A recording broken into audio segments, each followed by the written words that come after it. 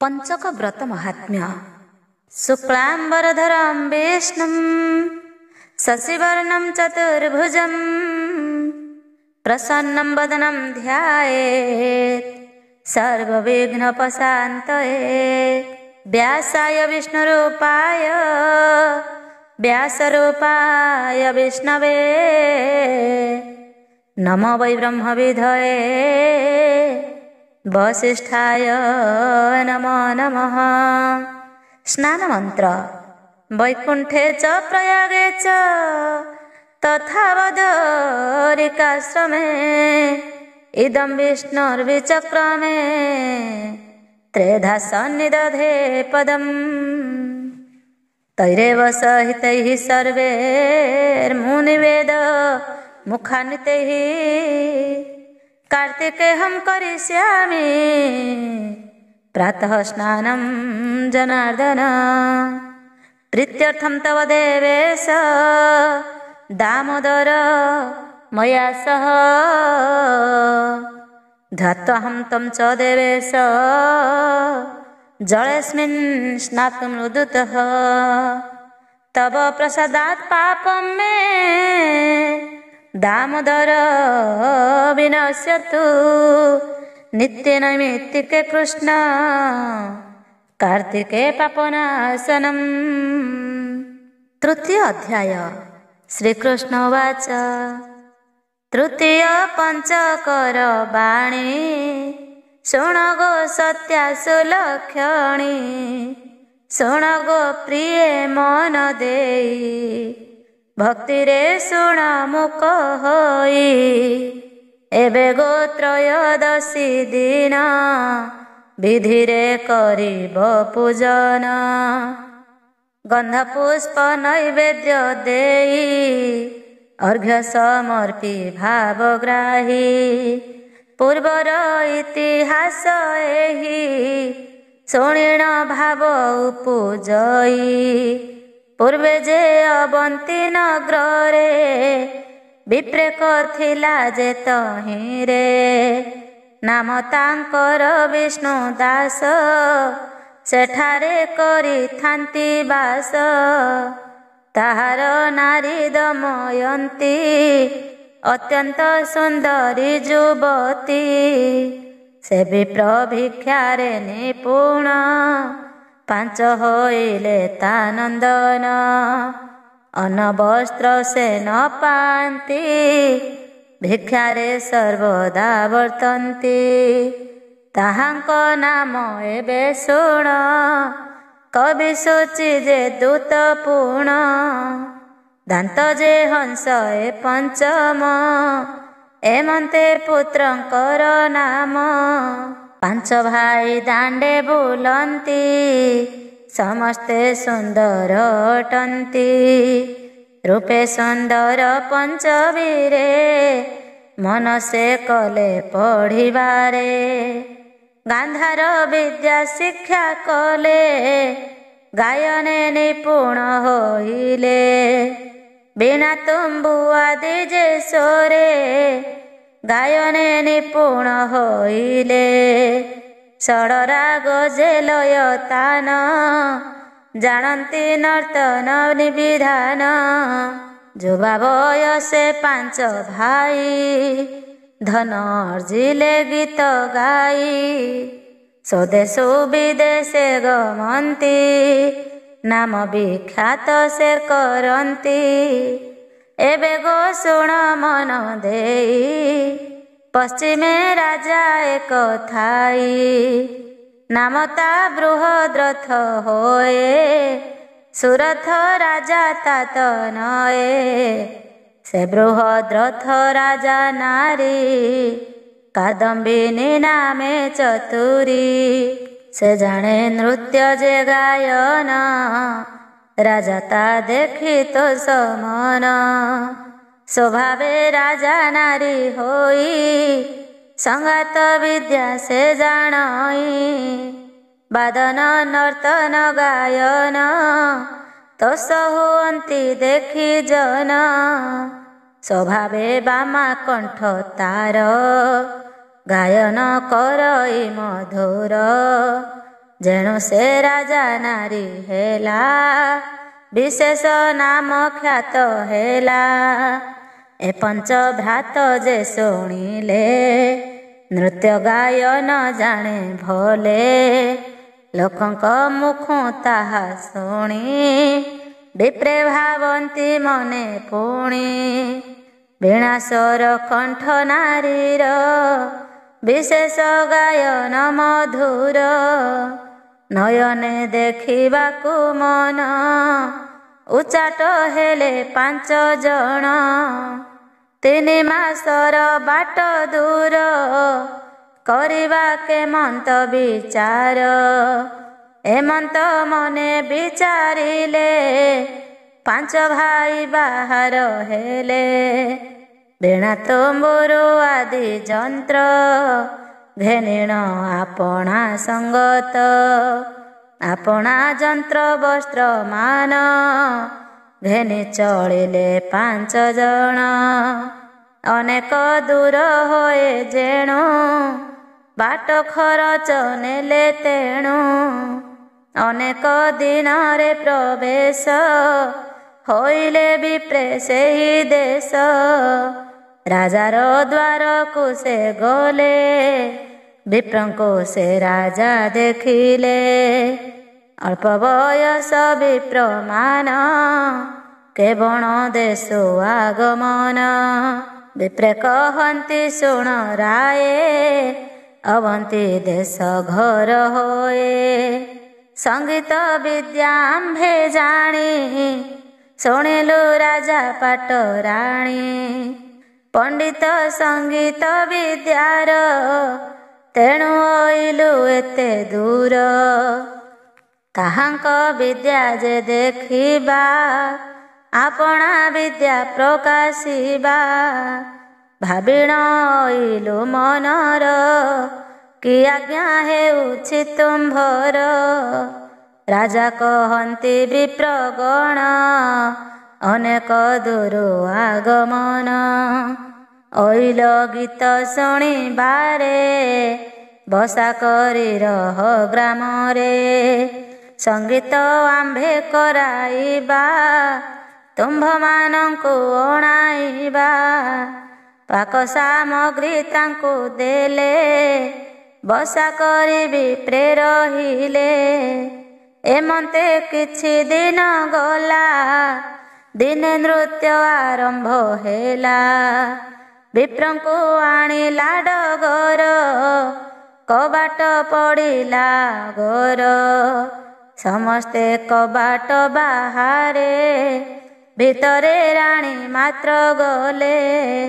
ରାଣୀର ନୃତ୍ୟ ଯେ ଗାୟନ, ବିଦ୍ୟାଧାରୀଙ୍କର ସମାନ। ବିପ୍ରେତା କର୍ଣ୍ଣରେ ଶୁଣିଲେ, ନ ଦେଖି ଆଶ୍ଚର୍ଯ୍ୟ ହୋଇଲେ। ବିପ୍ରେ ଯେ ନୃତ୍ୟ ଆରମ୍ଭିଲେ, ଭିତରେ ରାଣୀ ବା ଶୁଣିଲେ। ରୂପ ଛଟକ ନ ଦେଖିଲେ, ମନରେ ଚିନ୍ତିତା ହୋଇଲେ। ରାଜା ବୋଇଲେ ନୃତ୍ୟ ରହୁ, ସମସ୍ତେ ଉଠି ଗଲେ ତହୁଁ। ବ୍ରାହ୍ମଣେ ବସା ଠାକୁ ଯାଇ, ଅନ୍ନ ଭୋଜନ ନ ରୁଚଇ। କେବଳ ରାଣୀ ଠାରେ ମନ, କେମନ୍ତେ ଦେଖିବା ନୟନ। କିୟ ବା ଗୀତର ଗାରିମା, କେମନ୍ତେ ନାଚଇ ସେ ବାମା। କିବା ପ୍ରସନ୍ନ ମୁଖ ତାର, କେମନ୍ତେ ଦେଖିବା ଚକ୍ଷୁର। କେମନ୍ତ ରୂପ ଅଟେ ତାର, ସୁନ୍ଦର କେଡ଼େ ମନୋହର। ଗୀତ ଯେ ଶୁଭିଲା ସୁସ୍ୱର, ଗାୟନ କରଇ ମଧୁର। ବିଶେଷ ରାଜନାରୀ ସେହି, ନ ଦେଖି ପ୍ରାଣ ନିକି ଯାଇ। ବିପ୍ରେ ଯେ ଭାବନ୍ତି ବସାରେ, ରାଣୀ ଭାଳଇ ଅନ୍ତପୁରେ। ବିପ୍ରେ ଯେ କରନ୍ତି ଗାୟନ, କେମନ୍ତେ ସେହୁ 5 ଜଣ। ନ ଦେଖି କେମନ୍ତ ସୁନ୍ଦର, ବୀଣା ବଜାନ୍ତି ମନୋହର, ମନ ବ୍ୟାକୁଳ ହେଲା ମୋର, କେମନ୍ତେ ଦେଖିବି ଚକ୍ଷୁର। ଅଳ୍ପ ବୟସ ସେ ରସିକ, ଦେଖିଲେ ବୁଝିବା ପ୍ରତ୍ୟକ୍ଷ, ଏମନ୍ତ ମନେ ବିଚାରିଲେ, ନିଜ ଦାସୀଙ୍କୁ ପଠାଇଲେ। ଦାସୀ କହିବି ପ୍ରଗଣ, ଶୁଣ ହେ ମୋହର ବଚନ, ତୁମ୍ଭର ଗୀତ ନୃତ୍ୟ ଶୁଣି, ମୋହ ହୋଇଲେ ପାଟରାଣୀ। ପ୍ରତ୍ୟକ୍ଷ ଦେଖିବାକୁ ମନ, ତାହା ନ ଜାଣିବେ ରାଜନ। ନୃତ୍ୟ କରିବ ନିର୍ଜନରେ, ତହିଁକି ନ ଯିବେ ଯେ ନରେ। ବନ ଗହନ ନଦୀ ପାଖ, ଜିନ ମଣ୍ଡପ ଅଛି ଏକ, ସ୍ୱୟମ୍ଭୁ ଲିଙ୍ଗ ତହିଁ ଛନ୍ତି, ସେଠାକୁ ମନୁଷ୍ୟ ନ ଯାନ୍ତି। କେହି ନ ଜାଣି ନ ଆସିବେ, ରାଣୀ ଯେ ସେଠାକୁ ଆସିବେ। ଉଭୟେ ଗାୟନ ହେ ଦେଖ, ଦେଖ ତ ହୋଇବ ପ୍ରତ୍ୟକ୍ଷ। ଦାସୀ ବଚନ ଦିଜେ ଶୁଣି, ଆନନ୍ଦେ କେ ପାରିବ ଗଣି। ବୋଲନ୍ତି ସତ୍ୟ କହ ତୁମ୍ଭେ, ଲୋଚନେ ଦେଖିବୁ କି ଆମ୍ଭେ। ଦାସୀ ବୋଲଇ ସତ୍ୟ ଏହି, ଆଜ ରାତ୍ରରେ ଯିବେ ସେହି। ତୁମ୍ଭେ ଯେ ଆଜ ରାତ୍ରେ ଯିବ, ସଂକେତ କଥା ନ ଟଳିବ। ଏମନ୍ତ କହି ଦାସୀ ଗଲା, ବିପ୍ରଙ୍କ ବିଚାର ହୋଇଲା। ଏବେ ତ ମନ କଥା ହେଲା, ମୁଁ ଆଗ ଯିବଇଁ ବୋଇଲା। ଏମନ୍ତ ବିବାଦ ସେ କଲେ, ଆଗ ଯିବାକୁ ବିଚାରିଲେ। ପାଞ୍ଚ କନ୍ଦଳ କଲେ ଆସି, ସୁଜ୍ଞାନୀ ବିପ୍ର ଏକ ଆସି। ମିଳିଲେ ବିପ୍ରଙ୍କ ପାଶର, କହନ୍ତି ବଚନ ମଧୁର। ଏଠାରେ ପାଞ୍ଚ ଭାଇ ମିଳି, ବସିଣ କରୁଅଛ କଳି। ସମସ୍ତଙ୍କ ମନେ ବିରସ, କହ ହେ ଏଥିରେ ସନ୍ଦେଶ। ବିପ୍ରଙ୍କୁ ବିଶ୍ୱାସ କରିଣ, କହନ୍ତି ବସି ଜଣେ ଜଣ। ଶୁଣ ହେ ତୁମ୍ଭେ ଦ୍ୱିଜ ବର, କଳି ଯେ ହେଉଛି ଆମ୍ଭର। ଏ ଯେ କାମିନୀ ରାଜନାରୀ, ଗାୟନ ଶୁଣିଲା ଆମ୍ଭରି। ଆମ୍ଭଙ୍କୁ ଡାକେ ଦେଖିବାରେ, ତେଣୁ ଦ୍ୱନ୍ଦ୍ୱ ହୋଏ ଆମ୍ଭରେ। ସମସ୍ତେ ଆଗ ଯିବା ମନ, କହ ହେ ଏଥିରେ ବିଧାନ। ବିପ୍ର କହନ୍ତି ଦ୍ୱିଜ ସୁତେ, ଭାଇ ହୋଇଲ ତୁମ୍ଭେ ଥେ। ଯେ ଜନ ପର ସ୍ତ୍ରୀ ହରନ୍ତି, ସେମାନେ ନରକେ ପଡ଼ନ୍ତି।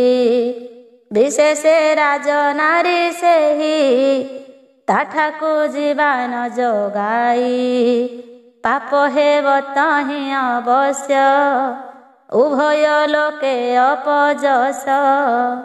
ଅଜ୍ଞାନେ ଯେବେ ତୁମ୍ଭେ ଯିବ, ପଛେ ପାଇବ ପରାଭବ। ଶୁଣିଲେ ବ୍ରାହ୍ମଣ ବଚନ, ରାଣୀର ଠାରେ ଅଛି ମନ। ଭୋଜନ ନିଦ୍ରା ସେ ତେଜିଲେ, ସେ ରାଣୀ ଠାରେ ମନ ଦେଲେ।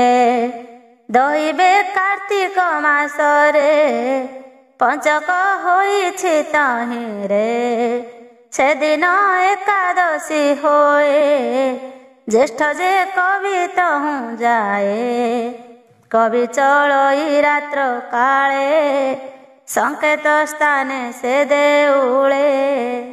ସେ ଦେବ ଗୃହେ ଋଷି ଏକ, ରତଧାମ ନାମ ତାହାଙ୍କ। ନିର୍ଜନ ସ୍ଥାନ ଦେବାଳଏ, ସେଠାରେ ତାଙ୍କ ବ୍ରତ ହୋଏ। ପୂଜା ସାମଗ୍ରୀ ସର୍ବ ଦେଇ, ପୂଜନ୍ତି ଶିବଲିଙ୍ଗ ତହିଁ କବି ପ୍ରବେଶ ତହିଁ ହେଲା। ଋଷିଙ୍କ ପୂଜା ଯେ ଦେଖିଲା ଋଷିଙ୍କ ପୂଜା ଦେଖି ଭାବି ମୁଁ ଏବେ କେମନ୍ତ କରିବି। ଋଷି ବାକି କହିବେ ମୋତେ ଦେବତା ପୂଜିବି ଯୁଗତେ। ଏମନ୍ତ ମନେ ବିଚାରିଲା ବନରୁ ପୁଷ୍ପ ସେ ଆଣିଲା। ଋଷି ବିପ୍ର ଯେ କମେଳେ ଦୁହେଁ ଶିବଙ୍କୁ ପୂଜା କଲେ। ରାତ୍ର ଯେ ହୋଇଲା ବହୁତ ରାଣୀ ହୋଇଲା ଉପଗତ। ସେ ରାଣୀ ଦାସୀ ଦୁଇ ଆସି ମଣ୍ଡପେ ଦେଖିଲେ ସେ ଋଷି। ବୁଦ୍ଧି ନ ସ୍ଫୁରିଲା ତାଙ୍କର ବୀଣା ଯେ ଥିଲା ଦାସୀକର। ଦେବତା ଋଷିଙ୍କୁ ନ ମିଳେ ସଂଗାତ ବିଦ୍ୟା ଆରମ୍ଭିଲେ। ଶେଷରେ ରାଣୀ ଗୀତ ଗାଇ ରୂପେ କି ଅପସରା ସେହି। କବି ଋଷି ଯେ ତାହା ଦେଖି ମୋହିତ ହେଲେ ବୁଜି ଆଖି। ବ୍ରାହ୍ମଣ ପୁଣି ଗୀତ ଗାଇ ଋଷି ସହିତ ତା ଶୁଣାଇ। ଆପଣା ଗୁଣ ଥିଲା ଯାହା ପ୍ରକାଶ କରେ କବି ତାହା। ଏମନ୍ତେ ରାତ୍ର ହେଲା ଶେଷ ଋଷି ଗୋମୂତ୍ର କଲେ ଗ୍ରାସ। କବି ରାଣୀ ଯେ ତା ଦେଖିଲେ ସେ ଦୁହେଁ ଗୋମୂତ୍ର ଖାଇଲେ। କେହି ନ ଉଠୁ ରାଣୀ ଯାଇ ନିଜ ଗୃହେ ପ୍ରବେଶ ହୋଇ। କବି ସେଠାରୁ ଚଳିଗଲେ ବୈରାଗ୍ୟ ସେହି ଠାରୁ ହେଲେ। ବ୍ରାହ୍ମଣଙ୍କୁ ସର୍ବସ୍ୱ ଦେଇ ଗଲା ସନ୍ନ୍ୟାସ ବୃତ୍ତି ନେଇ। ଦ୍ୱାଦଶୀ ଦିନ ସୂଚିଗଲା ମଣ୍ଡପେ ଋଷିଙ୍କୁ ଭେଟିଲା। କବିର ପ୍ରାୟ ପୂଜା ଆଦି ଗୀତ ନୃତ୍ୟାଦି ଯଥା ବିଧି। ସ୍ତବକ ଆଦି ସର୍ବ କଲେ ଋଷି ଯେ ଗୋମୟ ଖାଇଲେ। ଏହି ଯେ ଗୋମୟ ଖାଇଲେ ନିଜ ଘରକୁ ରାଣୀ ଗଲେ। ଶୁଚି ସକାଳେ ବସା ଆସି ସର୍ବସ୍ୱ ଦେଇଣ ସନ୍ନ୍ୟାସୀ। ଗଲେ ସେ ଦେଶାନ୍ତର ହୋଇ ତ୍ରୟୋଦଶୀ ଯେ ଦୃଢ଼ ଯାଇ। ଋଷିଙ୍କୁ ପ୍ରଣାମ ସେ କଲେ ଶିବଙ୍କୁ ପୂଜା ଆରମ୍ଭିଲେ। ନୃତ୍ୟ କରିଣ ଗୀତ ଗାଇ ତିନି ଜଣେ ଯେ ଦୁଗ୍ଧ ଖାଇ। କେହି କାହାକୁ ନ କହିଲେ ଦୁଇ ଜଣ ସେଠାରେ ଥିଲେ। ରାଣୀ ଚଳିଲା ନିଜ ଘର ବସାକୁ ଆଗମ ଦୃଢ଼ର। ସର୍ବସ୍ୱ ବ୍ରାହ୍ମଣଙ୍କୁ ଦେଲା ସେହି ସନ୍ନ୍ୟାସୀ ହୋଇଗଲା। ଚତୁର୍ଦ୍ଦଶୀରେ ଦାନ୍ତ ଗଲେ ମଣ୍ଡପେ ଋଷିଙ୍କୁ ଦେଖିଲେ। ପୂଜାଦି କଲେ ଋଷି ସଙ୍ଗ ରାଣୀ ଯେ କଲେ ନୃତ୍ୟ ରଙ୍ଗ। ଦାନ୍ତ ଯେ ତହିଁ ଗୀତ ଗାଇ ଶେଷରେ ଋଷି ଦଧି ଖାଇ। ଦାନ୍ତ ସର୍ବସ୍ୱ ଦାନ ଦେଲେ ସନ୍ନ୍ୟାସ ହୋଇ ତୀର୍ଥେ ଗଲେ। ପୂର୍ଣ୍ଣମୀ ଦିନ ହେଲା ଶେଷ ଶିବ ମଣ୍ଡପେ ଗଲା ହଂସ। ଦେଖିଲା ଋଷିଙ୍କ ପୂଜନ ଦେଜ ଯେ କଲା ଆୟୋଜନ। ଋଷିର ସଙ୍ଗେ ପୂଜା କଲେ ରାଣୀ ଯେ ଆଗମନ କଲେ। କଲେ ଯେ ନୃତ୍ୟ ରଙ୍ଗମାନ ଦେଖିଣ ସନ୍ତୋଷ ବ୍ରାହ୍ମଣ। ଆପणे ନୃତ୍ୟ ରଙ୍ଗ କଲେ ସମସ୍ତେ ଘୃତ ସେ ଖାଇଲେ। ରାଣୀ ଯେ ନିଜ ଗୃହେ ଗଲା ସେଦିନ ଉଦ୍ଯାପନ ହେଲା। ଋଷି ଯେ ଉଦ୍ଯାପନ କଲେ ସଙ୍ଗରେ ହଂସ ବିପ୍ର ଥିଲେ। ଶ୍ରାଦ୍ଧ ଯେ ଅଗସ୍ତି ମୁନିର, ସକାଳୁ ଗଲେ ମୁନିବର। ହଂସ ଯେ ସର୍ବସିଦ୍ଧି କରି, ଆପଣା ବସାକୁ ସେ ଚଳି। ସର୍ବସ୍ୱ ବ୍ରାହ୍ମଣଙ୍କୁ ଦେଲେ, ସନ୍ନ୍ୟାସୀ ରୂପେ ତୀର୍ଥେ ଗଲେ। ଏ ରୂପେ ପାଞ୍ଚ ଭାଇ ଗଲେ, ରାଣୀ ନିଜ ଗୃହେ ରହିଲେ। ନିଜ ଆଶ୍ରମେ ଋଷି ଯାଇ, ଏବେ ଗୋ ଶୁଣ ମନ ଦେଇ। କିଛି ଯେ ଦିନର ଅନ୍ତରେ, ପଞ୍ଚବିପ୍ର ମଲେ ତୀର୍ଥରେ। ପଞ୍ଚକ ବ୍ରତର ପୁଣ୍ୟରେ, ପଞ୍ଚେ ଜନ୍ମିଲେ ପଣ୍ଡୁ ଘରେ। ତହିଁରେ ହଂସ ନାମ ଯାର, ସେ ହେଲେ ରାଜା ଯୁଧିଷ୍ଠିର।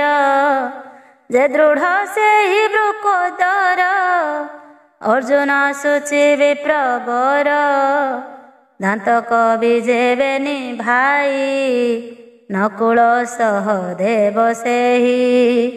ପାଞ୍ଚ ପାଣ୍ଡବେ ପାଞ୍ଚ ଭାଇ, ବ୍ରତ ପ୍ରସାଦ ହେଲେ ସେହି। ରାଣୀ ଯେ ଥିଲା କାଦମ୍ବିନୀ, ସେ ହେଲା ଦ୍ରୁପଦ ନନ୍ଦିନୀ। ଦ୍ରୌପଦୀ ନାମ ହେଲା ତାର, ନାରୀ ହେଲା ପାଣ୍ଡବଙ୍କର। ଯେ ଋତୁଧାନ ଋଷି ଥିଲେ, ମଂସ ଘେନି ଜନ୍ମ ହେଲେ। ନାମ ଯେ ନର ନାରାୟଣ, ରହିଲେ ବଦ୍ରିକାଶ୍ରମ। ଅଷ୍ଟାଙ୍ଗ ଯୋଗର ବିଧାନ, ଶିଷ୍ୟଙ୍କୁ ଶିଖାଇଲେ ପୁଣ। ନାମର ଖ୍ୟାତି ବଢ଼ାଇଲେ, ସତ୍ୟରେ ସ୍ୱର୍ଗକୁ ସେ ଗଲେ। ଏମନ୍ତ ମହିମା ବ୍ରତର, ଯେ କରେ ଭୟ ନାହିଁ ତାର। ସ୍ତୁତି କହନ୍ତି ଋଷି ଶୁଣ, ପଞ୍ଚକ ବ୍ରତର ବିଧାନ। ତୃତୀୟ କଥା ପଞ୍ଚକର, କହେ ନୃସିଂହ ବିପ୍ରବର। ଭାଷା ପ୍ରବନ୍ଧେ ଗୀତ ଏହି, ସୁଜନେ ଶୁଣ ମନ ଦେଇ। ଏ 169 ପଦ, ସଜନ ଜନଙ୍କ ମୁଖ୍ୟଦ। ଇତି ଶ୍ରୀ ପଦ୍ମପୁରାଣେ ପୂର୍ବଖଣ୍ଡେ ଶ୍ରୀକୃଷ୍ଣ ସତ୍ୟଭାମା ସମ୍ବାଦେ ପଞ୍ଚ ପାଣ୍ଡବ ଜନ୍ମ ପ୍ରସ୍ତାବେ ପଞ୍ଚକ ବ୍ରତ ତୃତୀୟ କଥନେ ନାମ ତୃତୀୟ ଅଧ୍ୟାୟ। ଏବେ ଆସନ୍ତୁ ତୁଳସୀ ମହାତ୍ମ୍ୟ ଶୁଣିବା। ଦେବୀ ତ୍ରିପୁରାଙ୍କ ଶାପ ବୃତ୍ତାନ୍ତ। ପରୀକ୍ଷିତ ଉବାଚ, ଯୋଡ଼ିଣ ବେନି କର ପତ୍ର, ପୁଛନ୍ତି ରାଜା ପରୀକ୍ଷିତ। ଭୌମୁନି ନ ହୋଇ ମୌନ, କୁହନ୍ତୁ ବିଷ୍ଣୁଙ୍କ ଆଖ୍ୟାନ। ସନ୍ତୋଷ କରି ମାତୃପୁରା, କିପରି ଦେଖିଲେ ସେ ଲୀଳା। ସରାଗ ଦେଖି ରାଜାଙ୍କର, ଶ୍ରୀ ଶୁକ ଦିଅନ୍ତି ଉତ୍ତର। ଶ୍ରୀ ଶୁକ ଉବାଚ, ଶୁଣ ରାଜନ ଶୁଦ୍ଧ ଚେତା, ଯାହା ପୁଛିଲୁ ସାର କଥା। ମାନବ ବିଷ୍ଣୁ ସନ୍ନିଧାନେ, ତ୍ରିପୁରା ମିଳିଲେ ପ୍ରସନ୍ନେ। ହେ ବିଷ୍ଣୁ ଶୁଣ ମୋ ବଚନ, ଯେବେ ବନ୍ଦିଲୁ ମୋ ଚରଣ। ତୁମ୍ଭଙ୍କୁ ସଙ୍ଗତେ ନେଇଣ, କରାଇବ ରାସ ଦର୍ଶନ। ଗୋପୀ ବେଶରେ ସତ କରି, ମୁଁ ନେବି ତୁମ୍ଭ ହାତ ଧରି। ନାହିଁ ଆନ କିଛି ଉପାୟ, ମନରେ ନ କର ସଂଶୟ। ଏମନ୍ତ ତ୍ରିପୁରା ଭାସିଣ, ବିଷ୍ଣୁଙ୍କୁ ସଜ କଲେ ଶୁଣ। ଅମ୍ଳାନ ପାଟ ପିନ୍ଧାଇଲେ, ବକ୍ଷରେ କାଞ୍ଚୁଲି ବାନ୍ଧିଲେ। ବାହୁରେ ବାଜୁ ବନ୍ଧ ଦେଇ, ହସ୍ତକୁ କଙ୍କଣେ ସଜାଇ। ଗଳାରେ ମୁକ୍ତା ହାର ଦିଅନ୍ତି, ନାସାରେ ବସଣି ଖଞ୍ଜନ୍ତି। କର୍ଣ୍ଣ ଯୁଗରେ ସ୍ୱର୍ଣ୍ଣ ଝରା, ମୁଖ ଦିଶିଲା ଅତି ତୋରା। କଜଳ ଗାର ନୟନରେ, ରଙ୍ଗ ଲେପିଲେ ଅଧରରେ। ମଣ୍ଡଳାକାରେ ବାନ୍ଧି ବେଣୀ, ଖଞ୍ଜି ଦେଲେ ପାଟ ଓଢ଼ଣୀ। କୋଟି ଚନ୍ଦ୍ର ମୁଖ ନିନ୍ଦଇ, ରୂପେ ରତି ଗଲେ ଲାଜେଇ। ଏମନ୍ତେ ସୁବେଶ କରାଇ, ତ୍ରିପୁରା ଗଲେ ସଙ୍ଗେ ନେଇ। ଷଡ଼ ଦ୍ୱାରକୁ ଲଙ୍ଘି ଗଲେ, ରାସସ୍ଥଳୀରେ ସେ ମିଳିଲେ। ଦେଖି ତାହାଙ୍କ ରୂପ ଶୋଭା, ଆନ ଗୋପୀଏ ହେଲେ କାବା। ଶୋଭାରେ ହୋଇଣ ମଗନ, ମୁଖରୁ ନ ସ୍ଫୁରେ ବଚନ। ଶୋଭଇ ଅନନ୍ତ ଶିଖର, ତହିଁକି ପଦ୍ମର କେଶର। ମାନବ ବିଷ୍ଣୁ ସେ ସ୍ଥାନର, ଶୋଭେ ହୋଇବେ ହାଜର। ଚାଲିଛି ଶପଥ ମଣ୍ଡଳେ, ନିତ୍ୟ ରାହସ ଗୋପୀ ମେଳେ। ସେ ସ୍ଥାନେ ଏକଇ ପୁରୁଷ, ଯୁବତୀ ଛନ୍ତି 16 ସହସ୍ର। ମାନବ ବିଷ୍ଣୁ ଛଦ୍ମ ବେଶେ, ତାଙ୍କ ଗହଣେ ଯାଇ ମିଶେ। ଗୋପୀଏ ଚିହ୍ନି ନ ପାରନ୍ତି, ରାସ ରସରେ ମାତି ଥାନ୍ତି। ପଦ୍ମକେଶର ମଧ୍ୟେ ହରି, ଥାନ୍ତି ରାଧାଙ୍କୁ କୋଳେ ଧରି। ଭୁଜରେ ଭୁଜ ଛନ୍ଦି ହୋଇ, ବେନି ମୂର୍ତ୍ତିଏ କଦିଶଇ। ଆଲିଙ୍ଗନ ଦିଅନ୍ତି ସ୍ନେହେ, ପରଶେ ପୁଲକିତ ଦୁହେଁ। ଶୋଭାକୁ କୋଟି ସୂର୍ଯ୍ୟତମ, ନୁହଁଇ ତୁଲ୍ୟ କୋଟି ହେମ। ରତ୍ନ ବେଦିଟି 3 ଦଳ, ଅଟଇ ତାର ଏକ ମୂଳ। ମଧ୍ୟେ ରହି ରାଧା ମାଧବ, 64 କଳାରେ ଭାବ। ଉଡ଼ଇ ନେତ ଫର ଫର, କେ ଢାଳେ ଆଲଟ ଚାମର। କେ ସଖୀ ମୃଦଙ୍ଗ ବଜାଏ, ଶୋଷରେ କେହୁ ଗୀତ ଗାଏ। କେ ଢାଳେ ନୃତ୍ୟ ଯେ କରନ୍ତି, ଏପରି ସେବାରେ ଥାନ୍ତି। ମାନବ ବିଷ୍ଣୁ ନାରୀ ରୂପେ, ମିଳିଲେ ତାଙ୍କରି ସମୀପେ। ସେ ଗୋପୀ ଅତ୍ୟନ୍ତ ସୁନ୍ଦରୀ, ଅଟନ୍ତି ରାଧା ସହଚରୀ। ଏକୁଆରେକ ରୂପେ ବଳି, ଅଟନ୍ତି ପୁଣିରେ ଚତୁରୀ। ଜରା ବ୍ୟାଧି ନ ଛୁଏଁ ହେଳେ, ଯୁବତୀ ଥାନ୍ତି ସଦା କାଳେ। ସର୍ବଦା ପ୍ରଭୁଙ୍କ ସେବାରେ, ଖଟନ୍ତି ବିଧି ଅନୁସାରେ। କେହୁ ନୂପୁର ନାଦ ଦେଇ, ନିୟଇ ପ୍ରଭୁ ମନ ମୋହି। କେ ରୂପ ଶୋଭା ଦେଖାଇଣ, କରଇ ନାନା ଦିନର୍ତ୍ତନ। ମାନବ ବିଷ୍ଣୁ ତାଙ୍କ ମଧ୍ୟେ, ନାଚନ୍ତି ସ୍ୱର ତାଳ ନାଦେ। ଗୋପୀଙ୍କ ଛଟକ ଚାହାଣି, ବୀଣା ଝିଣା ଯେ ତାଙ୍କ ବାଣୀ।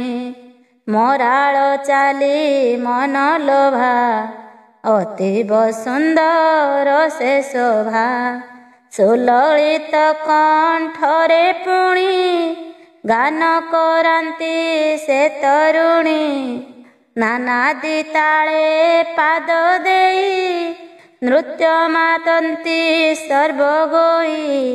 ବିଷ୍ଣୁ ଯେ ତାଙ୍କ ସଙ୍ଗେ ଥିଲେ, ଭୟରେ ନାଚି ନ ପାରିଲେ ଥରନ୍ତି ରମ୍ଭା ପତ୍ର ସମ ଚାଲିବା ଠାଣି ହେଲି ଭିନ୍ନ ଚିତ୍ତ ଯେ ଅତି ବସ୍ତିର ଚାହାନ୍ତି ହୋଇଣ ଧୀର ଭୁଲିଲେ ତାଳ ଲୟ ମାନ ହୋଇଲା ବିଷର୍ଣ୍ଣ ବଦନ ଭୟ ଉତ୍ପନ୍ନ ହୃଦୟରେ ବିପରୀତ ହୁଏ କାର୍ଯ୍ୟରେ ଏମନ୍ତ ଆଚାର ଦେଖିଣ ଜାଣିଲେ ଗୋପୀ କେତେ ଜଣ ନେତ୍ରେ ଠରା ଠରି ହୋଇଣ ପୁଛିଲେ ଆଗ ସଖୀ ଶୁଣ ନ ରହେ ନୃତ୍ୟ ମନ ତୋର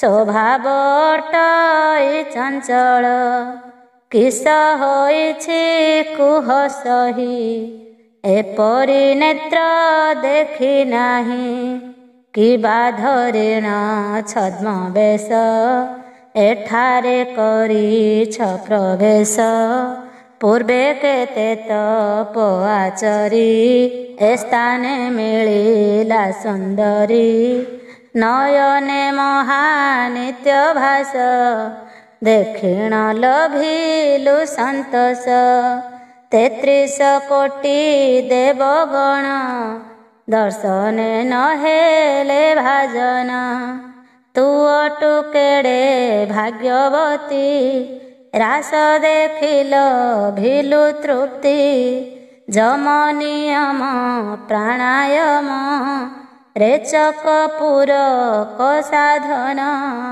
ତାଟକ ଉଠାଣି ପବନ ଟେକିଣ କରି ଯୋଗାସନ ନ ପାନ୍ତି ପ୍ରଭୁ ଚିହ୍ନ ବର୍ଣ୍ଣ ଅତି ଗୁପ୍ତ ଏହି ଧାମ ସକଳ ଗୋପୀ ତେଜି ନୃତ୍ୟ ସେଠାରେ ହେଲେ ଏକତ୍ରିତ ପୁଛନ୍ତି ଜଣ ଜଣ କରି କାହୁଁ ଆସିଲ ହେ ସୁନ୍ଦରୀ କିମ୍ପାଇଁ କଲ ଏଡ଼େ କର୍ମ ଅଗମ୍ୟକୁ କଲ ଗମନ ପରମ ବ୍ରହ୍ମ ନିରାକାର ସକଳ ଜାଣିଲେ ଠାକୁର ତାଙ୍କୁ ଯେ କିସ ଗୋଚର ମାୟାରେ ବାନ୍ଧନ୍ତି ସଂସାର ଚାହିଣ ତ୍ରିପୁରା ବଦନ ବୋଲନ୍ତି ପ୍ରଭୁ ନାରାୟଣ ତୋଛାର କଲୁ ଏଡ଼େ କର୍ମ ଘଟିଲା କିବା ମତି ଭ୍ରମ ବିଷ୍ଣୁ ପ୍ରେମରେ ହୋଇ ରତ ଦେଖାଇଲୁ ଅଗମ୍ୟ ପଥ ଗୋପୀ ମଧ୍ୟେ ତୁ ଥିଲୁ ଶ୍ରେଷ୍ଠ କଲୁ ଏଡ଼େ କର୍ମ ନିକୃଷ୍ଟ ଦେବ ଦାନବେ ମାୟା ମୋର ଅଟଇ ନିତ୍ୟ ଅଗୋଚର ଯେଣୁ କରିଲୁ ମନ୍ଦ କର୍ମ ପରା ଭୟ ଲଭିବୁ ଜାଣ ଏ ମହାନିତ୍ୟ ଧାମ ତୁହି ଅପବିତ୍ର କଲୁ ଗୋ ସହି ତା ପ୍ରତିଫଳ ଏବେ ଭୋଗ ଏଠାରୁ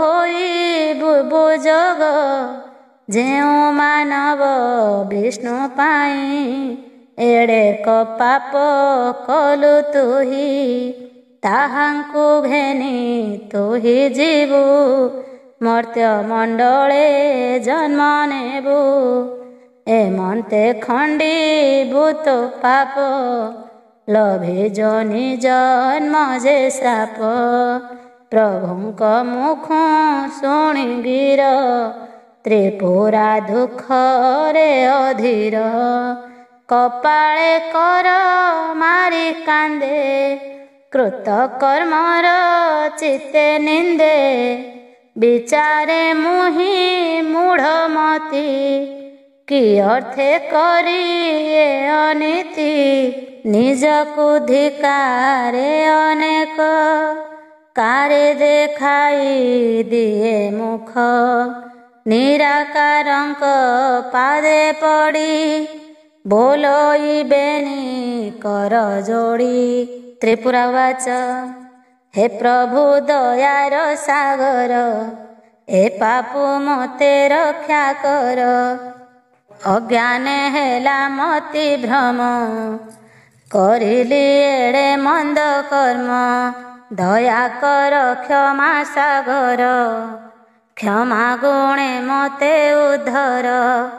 ତୋ ପାଦେ ସେବିଛି ଅନେକ, ଏ କାଳେ ନ ହୁଅ ବିମୁଖ। ଏ ନିତ୍ୟ ଧାମ ତେଜି ମୁହିଁ, କିପରି ବଞ୍ଚିବି ଗୋସାଇଁ। ମୋର ତ ଯାତନା ମଣ୍ଡଳ, ଖେଦେ କଟିବ ନୀତି କାଳ। କାମ କ୍ରୋଧ ଲୋଭ ଯେ ମୋହ, ମଦ ମାତ୍ସର୍ଯ୍ୟରେ ପୁଛ। ତାଙ୍କଠୁ ନ ମଳିବ ମୁକ୍ତି, ଜୀବନେ ନ ପାଇବ ଶାନ୍ତି। ଜରା ବ୍ୟାଧିରେ ପ୍ରପୀଡ଼ିତ, ବ୍ୟାକୁଳେ ହେବ ଆତଜାତ। ହେ ପରମ ବ୍ରହ୍ମ ବାରେ ଶୁଣ, ସଙ୍କଟ କର ପରିତ୍ରାଣ। ଯେହୁ କରେ ଦଣ୍ଡ ବିଧାନ, ତାର କି ନାହିଁ କ୍ଷମା ଗୁଣ। ଏପରି ବିନତି କରନ୍ତେ, ପ୍ରଭୁ ଚିନ୍ତିଲେ ହୃଦଗତେ। ତ୍ରିପୁରା ଅତୀବ ବ୍ୟାକୁଳେ, ଶ୍ରୀରାଧା ଚରଣ ଧରିଲେ। ତ୍ରିପୁରା ଦେବୀଙ୍କର ଭାବ, ହେଜିଲେ ପ୍ରଭୁ ପଦ୍ମନାଭ। ଲୋଡ଼ନ୍ତି ରାଧା ପରାମର୍ଶ, ଚିନ୍ତିତେ ସ୍ୱାମୀ ଜଗଦୀଶ। ପ୍ରଭୁଙ୍କ ମନୋଭାବ ଜାଣି, ବୋଲନ୍ତି ଶ୍ରୀରାଧା ତରୁଣୀ। ଶ୍ରୀରାଧା ଉବାଚ ସଖୀରେ ଏଡ଼େ ଦୟା ଯେବେ, ଊଣା କରନ୍ତୁ ତହୁଁ ତେବେ। ଅର୍ଦ୍ଧେକ ଅଂଶ ଦେବୀଙ୍କର, ଆଉ ଏହି ମହାନିତ୍ୟପୁର। ଆର ଅର୍ଦ୍ଧେକ ସାପ ବଳେ, ଜାତ ହେଉ ମର୍ତ୍ତ୍ୟ ମଣ୍ଡଳେ। ଶୁଣି ଦେବୀଙ୍କ ଏହି ଗୀର, ତୋ ସେ ବୋଲନ୍ତି ନିରାକାର। ନିରାକାର ଉବାଚ ଶୁଣ ତ୍ରିପୁରା ଛିନ୍ନ ଚିତ୍ତେ, ଗମନ କର ଏହି ମତେ। ଶୁଣ ତ୍ରିପୁରା ସ୍ଥିର ମତେ, ଶୁଣ ତ୍ରିପୁରା ସ୍ଥିର ଚିତ୍ତେ। ଗମନ କର ଏହି ମତେ। ସତ୍ୟ ଯୁଗରେ ଜନ୍ମ ନେବ, ସତ୍ୟବତୀ ନାମ ରହିବ। ତ୍ରେତାରେ ମାଳତୀ ଭାବେଣ, ଲୀଳା କରିବ କିଛି ଦିନ। ଦ୍ୱାପରେ ଯେ ତ୍ରିପୁରା ନାମ, କରିବ ସତୀ ବିଚରଣ। ବୃନ୍ଦାବତୀ ନାମ କଳିରେ, କାଳ କାଟିବ ମର୍ତ୍ତ୍ୟପୁରେ। ଚାରି ଯୁଗରେ ଚାରି ନାମ, ମାନବୀ ରୂପେ ହେବ ଜନ୍ମ। ଆରେକ କଥା ତୁ ହି ଶୁଣ, ତୋ ସେ ଗୋପୀ ଯେତେ ଜଣ। ସକଳ ଯିବେ ମର୍ତ୍ତ୍ୟପୁର, ହୋଇବେ ନାନା ଅବତାର। ସନ୍ତାପ ମନ ମଧ୍ୟୁହର, ଗୋପୀଙ୍କ ସାଙ୍ଗେ ମର୍ତ୍ତ୍ୟେ ଚଳ। ମାନବ ବିଷ୍ଣୁ ଲାଗି ତୁହି, ଅପନିନ୍ଦା ପାଇଲୁ ସହି। ତାହାଙ୍କୁ ନେଇ ଅବତୀର୍ଣ୍ଣ, ହୁଅ ଯାଏ ମର୍ତ୍ତ୍ୟ ଭୁବନ। ତ୍ରିପୁରା ତୁଳସୀ ତୋ ନାମ, ମତେ ପାଇବୁ ବହୁ ମାନ୍ୟ। ତୁଳସୀ ରୂପ ଯେବେ ହେବ, ବିଷ୍ଣୁ ଶିରରେ ସ୍ଥାନ ତବ। ଯା ଲାଗି ହେଲା ବୁଦ୍ଧି ଭ୍ରଂଶ, ତା ମାଥେ ହେବ ତୋର ବାସ। ପାଇଣ ଆଶ୍ୱାସନା ବାଣୀ, ପାଦେ ନ ମିଳେ ଠାକୁରାଣୀ। ତେଜିଲେ ବସନ ଭୂଷଣ ରଖନ୍ତି ସେ କରି ଯତନ। ଅର୍ଦ୍ଧେକ ଅଂଶ ନିତ୍ୟ ଧାମେ ରହିଲା ପ୍ରଭୁଙ୍କ ଚରଣେ। ଆର ଅର୍ଦ୍ଧେକ ଘେନି କରି ଚଳିଲେ ତ୍ରିପୁରା ସୁନ୍ଦରୀ। ତ୍ରିଦଳରୁ ଆସିଲେ ଚଳି ଷଡ଼ ଦଳରେ ଗଲେ ମିଳି। ସେ ଷଡ଼ ଦଳ ତେଜ୍ୟା କଲେ ଷୋଡ଼ଶ ଦଳେ ପହଞ୍ଚିଲେ। ତହୁଁ 32 ବଳ ତେଜି 64 ବଳେ କଲେ ବିଜେ। ବୈକୁଣ୍ଠ ଦର୍ଶନ କରିଲେ ଗରୁଡ଼ପୁରେ ପ୍ରବେଶିଲେ। ତେଜିଲେ ଗରୁଡ଼ଙ୍କ ପୁର ତ୍ରିକୁଟପୁରରେ ହାଜର। ଦଶନ୍ଧି ସ୍ଥାନ ମଧ୍ୟ ଦେଇ ସୁଷୁମୁନି ଦ୍ୱାରକୁ ଡେଇଁ। ପହଞ୍ଚି ରାଜନଦୀ ପାଶ ଚଉଦ୍ୱୀପରେ ପରବେଶ। ତାର ଶୃଙ୍ଗରୁ ଖସି ଗଲେ ବ୍ରହ୍ମାଣ୍ଡେ ଯାଇ ପ୍ରବେଶିଲେ। ତହୁଁ ଦେବଲୋକେ ହାଜର ସେ ସ୍ଥାନ ଗଲେ ଇନ୍ଦ୍ରଦ୍ୱାର। ତେଜି ସୂର୍ଯ୍ୟ ଚନ୍ଦ୍ର ପବନ ଅଗ୍ନିଲୋକେ ଯେ ଅବତୀର୍ଣ୍ଣ। ତହୁଁ ତ୍ରିପୁରା ଚଳିଗଲେ ଜନ୍ତୁରାଣୀ ଦର୍ଶନ କଲେ। ମାନବ ବିଷ୍ଣୁଙ୍କ ସଙ୍ଗରେ ଆସିଲେ ସଞ୍ଜୀବନପୁରେ। ହେମନ୍ତ ଭାସି ଶୁକ ମୁନି ରାଜନେ ଚାହିଁ ହେଲେ ତୁନି। ତୁଳସୀ ମହାତ୍ମ୍ୟର ଗିର ଅଟଇ ପୁଣ୍ୟର ଭଣ୍ଡାର। ଶୁଣନ୍ତେ ପାପ ତାପ ଯେତେ ବାଧା ନ ଲାଗେ ଏହି ଗାତ୍ରେ। ମହାତ୍ମ୍ୟ ବାଣୀ ଜନହିତେ ଦିନ ଜୟ ରଚେ ଗୀତେ। ସତ୍ୟଯୁଗ ବିବରଣୀ ଓ ଦାସରାଜ ଚରିତ। ପରୀକ୍ଷିତ ବାଚ କହନ୍ତି ରାଜା ପରୀକ୍ଷିତ ହୋଇଣ ବଡ଼ ଆନନ୍ଦିତ। ଶୁଣିଲି ତୁଳସୀର ବାଣୀ ଯାହା କହିଲ ଆହେ ମୁନି। କୁହନ୍ତୁ ଦୟା ବହି ଚିତ୍ତେ ମାନବ ବିଷ୍ଣୁଙ୍କ ସଙ୍ଗତେ। ଦେବୀ ତ୍ରିପୁରା ଚଳିଗଲେ କିପରି ମର୍ତ୍ତେ ଜନ୍ମ ନେଲେ। ସକଳ କୁହନ୍ତୁ ବୁଝାଇ ପୁଛନ୍ତି ମୁନି ପାଦ ଧରି। ରାଜନ ଭକ୍ତି ଭାବ ଜାଣି ହସି କହନ୍ତି ସୁକମୁନି। ଶ୍ରୀ ସୁକବାଚ ହେ ରାଜା ପଚାରିଲୁ ଯାହା ସଂକ୍ଷେପି କହୁଅଛି ତାହା। ସତ୍ୟ ଯୁଗର ଏହି କଥା ଶୁଣନ୍ତେ ନା ସେ ଭବ ବ୍ୟଥା। ଘୋଟିଛି ପ୍ରଳୟର ଜଳ ବୁଡ଼ିଛି ଏ ମର୍ତ୍ତ୍ୟ ମଣ୍ଡଳ। 33 କୋଟି ଯେ ଅମର ପିଶାଚ ଗନ୍ଧର୍ବ କିନ୍ନର। ତପି ଜପି ଭକ୍ତ ପ୍ରବର ଜୀବ ଜଗତ ହୋଇ ମେଳ। ପରମ ବ୍ରହ୍ମଙ୍ଗେ ଯାଇ ବିଶ୍ରାମିଲେ ହରସ ହୋଇ। ଏଥୁ ଅନ୍ତେ ସେ ଭଗବାନ ବିନ୍ଦୁ ଭାବ କରି ଧାରଣ। ପ୍ରଳୟ ଜଳ ମଧ୍ୟେ ଥାଇ କ୍ରୀଡ଼ା କରନ୍ତି ଭାବଗ୍ରାହୀ। ଚୌଦିଗେ ପ୍ରଳୟର ଜଳ କେଉଁଠି ନାହିଁ ଥଳ କୂଳ।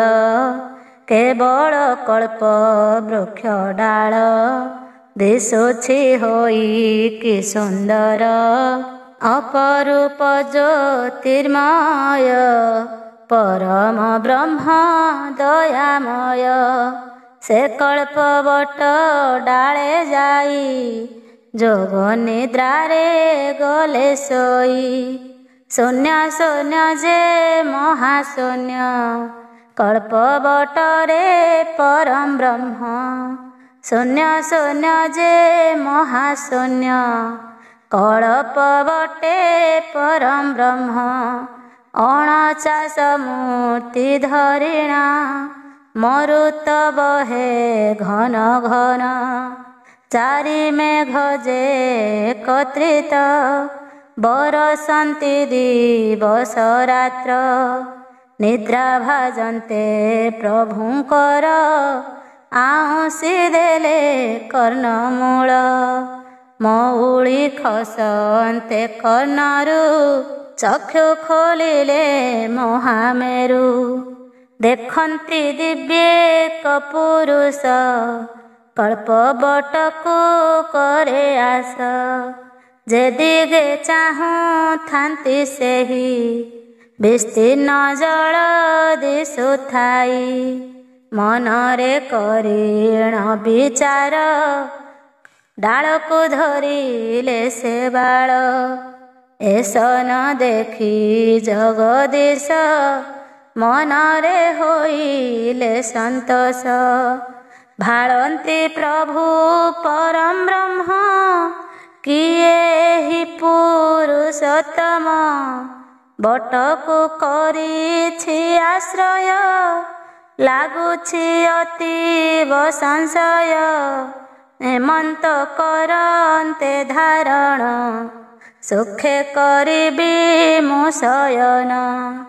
एसन भाळी निराकार डाकन्ति आहे वीरवर पासकु आस बहन एठी करिबा विचरण तहि पुरुष गले चली जे स्थाने थिले बनमाळी तांको शोभा करि दर्शन आनंदे पुछन्ति वचन आहे महात्मा शुणबारे तुम्भे संजात केउ कूले पिता मातांक परिचय कही छेद मनु संशय ए स्थाने गमन कि अर्थे बुझाई कुह हे तरिते से दिव्य पुरुष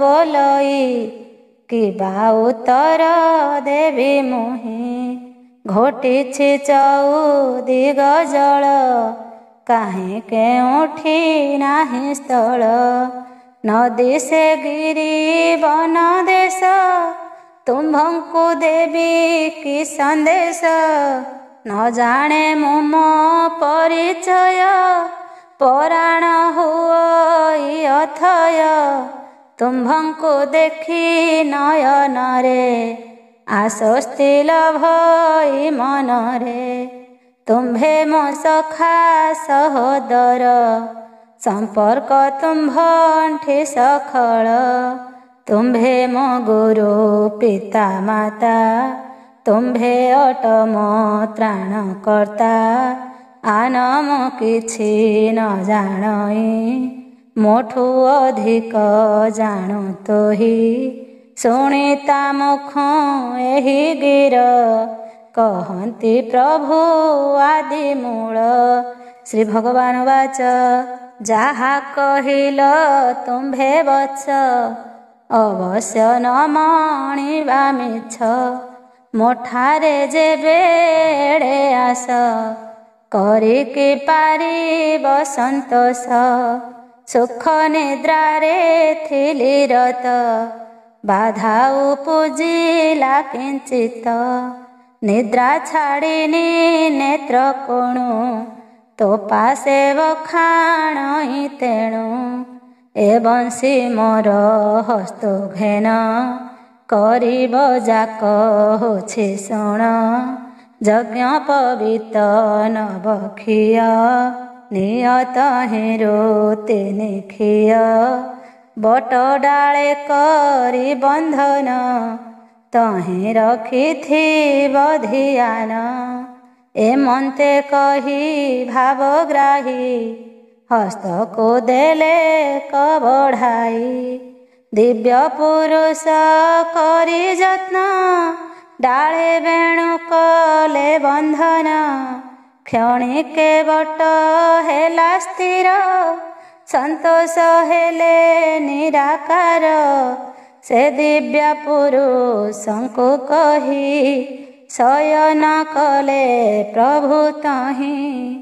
ଯଜ୍ଞସୂତ୍ରକୁ ଧରି ହସ୍ତେ, ବସିଲେ ପୁରୁଷ ନିଶ୍ଚିନ୍ତେ। ରାଘବ ମାଛ କାହିଁ ଥିଲା, ଏକାଳେ ସେଠାରେ ମିଳିଲା। ସମ୍ମୁଖେ ଦେଖିଣ ପୁରୁଷ, ମନରେ ପାଇଲା ସନ୍ତୋଷ। ଭୋକରେ ଉଦର ଜଳଇ, ଏହାକୁ ଛାଡ଼ି ଯିବି ନାହିଁ। ଏସ ନ କରିଣ ପ୍ରୟାସ, ଭଖିଲା ସେ ଦିବ୍ୟ ପୁରୁଷ। ତହୁଁ ଆନନ୍ଦେ ଚଳିଗଲା, ଶୁଣୟା ପରେ ଯା ଘଟିଲା। ପୂର୍ବ ପରି ସେ କଳ୍ପତରୁ, କମ୍ପିତ ହେଲା ଏ ଉତ୍ତାରୁ। ଭାଜନ୍ତେ ପ୍ରଭୁ ଯୋଗ ନିଦ୍ରା, ଉଠିଲେ କଳ୍ପ ବଟ ମୁଦ୍ରା। ଦେଖନ୍ତେ ସେ କୁମର ନାହିଁ, ଚୌଦିଗେ ଦୃଷ୍ଟି ନିକ୍ଷେପଇ। କ୍ଷଣିକେ ପ୍ରଭୁ ଯୋଗ ବଳେ, ସକଳ ଅବଗତ ହେଲେ। ତହୁଁ ମତ୍ସ୍ୟ ରୂପ ଧରିଣ, ଜଳରେ ପଶିଲେ ତକ୍ଷଣ। ତାରେ ଅନୁସନ୍ଧାନ କରି, ପୁଣି ଅନେକ ରଣ କରି। ଶେଷରେ କରିଣ ବିନାଶ, ଉଦ୍ଧାରିଲେ ଦିବ୍ୟ ପୁରୁଷ। ତାହାଙ୍କୁ ପ୍ରଭୁ ସଙ୍ଗେ ନେଇ, କଳ୍ପ ବଟେ ବସିଲେ ଯାଇ। କହନ୍ତି ଶ୍ରୀରଙ୍ଗାଚରଣ, ଶୁଣରେ ମୋ ପ୍ରିୟ ନନ୍ଦନ। ରାଘବ କରିଲା ଭକ୍ଷଣ, ତାଠାରୁ କଲି ତୋତେ ତ୍ରାଣ। ବୈରୀ ଅଟଇ ସେ ତୋର, ତାଠାରେ ରଖିବୁ ନଜର। ଏମନ୍ତେ ବହୁ ବୁଝାଇଲେ, ପ୍ରଭୁଙ୍କ ପାଦ ସେ ବନ୍ଦିଲେ। ଦାସପଣେ ରଖିବା ପାଇଁ, ଅନେକ ଗୁହାରି କରଇ। ତାଙ୍କଠାରେ ହୋଇ ପ୍ରସନ୍ନ, ପ୍ରଭୁ ବୋଇଲେ ହେ ନନ୍ଦନ। ତୋ ନାମ ଦେଲି ଦାସ ରାଜା, ସୁଖେ ପାଳିବୁ ତୁ ପରଜା।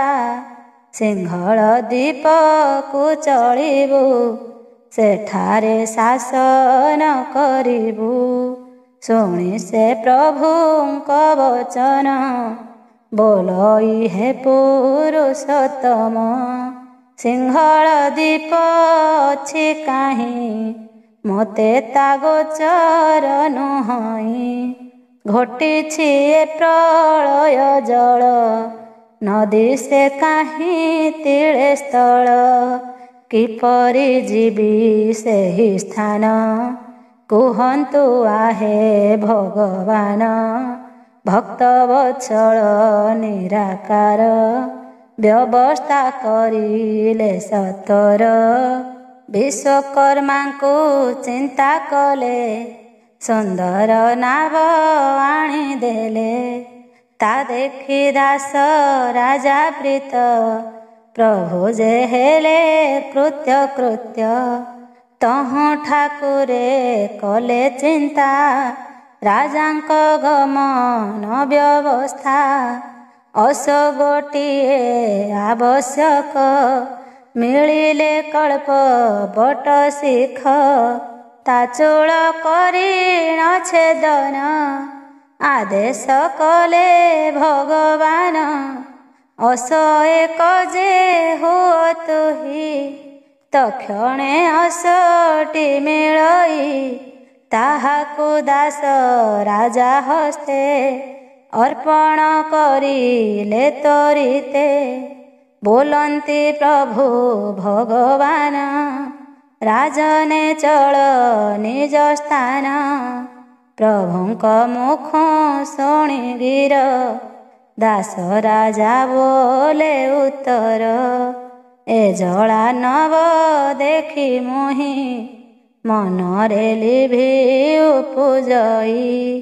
ବହେ ଅଣଚାଶ ପବନ କମ୍ପଇ ଚଉଦ ଭୁବନ ଆବର୍ତ୍ତକ ଯେ ସମ୍ବର୍ତ୍ତକ ଦ୍ରୋଣ ପୁଷ୍ପର ହୋଇ ଏକ ମୁଷଳ ଧାର ବରସଇ ଗାତ୍ରେ ଶିହରଣ ଖେଳଇ। କିପରି ଯିବି ଏକା ହୋଇ ସଙ୍ଗତେ ଚାଲ ଭାବଗ୍ରାହୀ। ସେ ପ୍ରଭୁ ଦୟାର ସାଗର ବୋଇଲେ ରାଜନକୁ ଗିର। ମୀନ ବୈରୀ ତୁହି ସୁତ ତୋ ଜାତି ଅଟଇ କୈବର୍ତ୍ତ। ପ୍ରଳୟ ଜଳେ ନାବ ବହି ଚଳିବୁ ସେ ରାଜ୍ୟକୁ ତୁହି। ଏମନ୍ତ କହି ଜନାର୍ଦ୍ଦନ ନାବେ କଲେ ଉପବେଶନ। ଅର୍ଦ୍ଧେକ ପଥ ଜାନ୍ତେ ଛଳି ଅଦୃଶ୍ୟ ହେଲେ ବନମାଳି।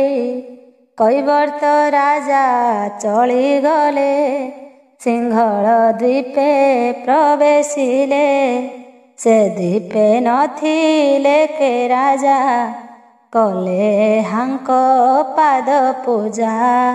ସମାଜରେ କରିଣ ନେଲେ ରାଜାଭିଷେକ କରିଲେ। ଆନନ୍ଦ ଚିତ୍ତେ ଦାସ ରାଜା ପାଳନ କରିଲେ ପରଜା। ଏଥୁ ଅନ୍ତେ ଆନ ବିଷୟ ସୁଜନେଣେ ଦିଅ ଲୟ। ଅଜୟ ମାତା ପଦ ଧ୍ୟାଇ ପଦ ପରେ ପଦ ବାନ୍ଧଇ। ଜୟ ଶ୍ରୀକୃଷ୍ଣ।